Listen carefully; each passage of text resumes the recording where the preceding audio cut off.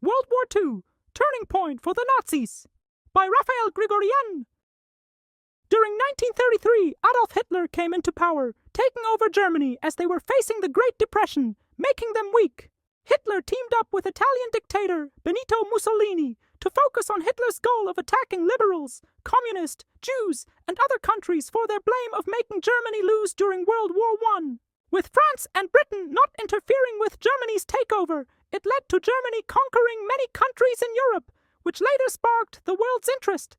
With major political allies in trouble like the US, Canada, Soviet Union, and China, they resorted into one plan called Operation Overlord, or well known as D-Day, in which allies attacked Nazis in Normandy Beach, which resulted in a shocking victory to the Allies.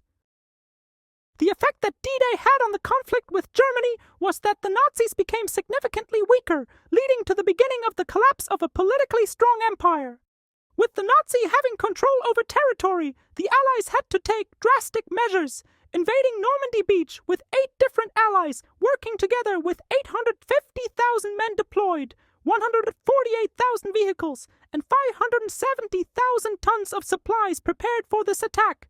With Nazi soldiers in shock of the attack against 8 allies they were defending, it ended up as a loss for them, forcing them to flee to Germany, which the Allies followed to get rid of the Nazi Empire.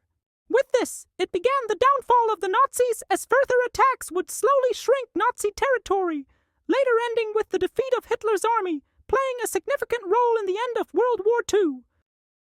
During the Battle of D-Day, many soldiers that would be faced off in the war would experience trauma during or after the battle due to the fact that the war was so brutal.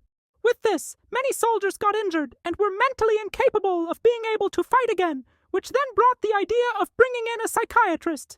With this idea, it brought in revolutionary advancements during the Battle of World War II, as shown by the journal. F.A.E. Crew, professor of public health at Edinburgh and author of Government-Sponsored History of Army Medical Services, argued that forward psychiatric units succeeded in returning 50% of admissions to full combatant duties in their original units, and 10%, 20% were returned to line of communications.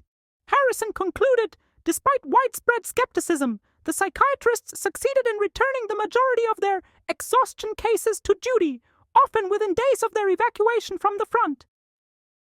Mark Harrison, a medical researcher during World War II, was interested in F.A.E. Crew's discovery of the benefits to psychiatry to truly understand if his intellectual discovery worked. This was further proven during the Battle of D-Day, giving Crew an opportunity to test this out on soldiers who were given mental and physical health issues.